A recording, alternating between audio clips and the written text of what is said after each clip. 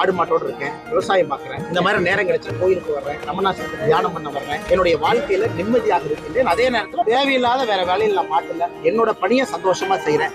இது எனக்கு சிறப்பா தோணுதுங்கன்னா இதுலயே பயணிக்க வேண்டும் என்று விரும்புகின்றேன்.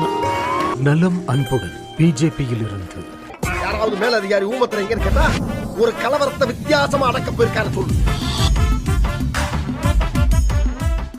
ஆடு மாடு வளர்த்துருக்கேன். எனக்கு ஆடுனா ரொம்ப பிடிக்கும்.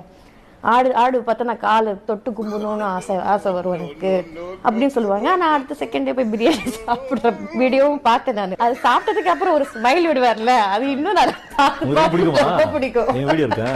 ஆடு இல்லைன்னா ஆட்டின் மீது ஒரு மிகப்பெரிய மரியாதை, அதை பார்த்து எனக்கு கும்பணும்னு தான் தோணும். தங்கமான மனுஷன் ஆடு கும்பணும்னு தோணும். என்ன மனுஷன் செம்மறியாடே செம்மறியாடே ஆடு சாப்பிடுது, ஆடு சாப்பிட்டாரு அவரு.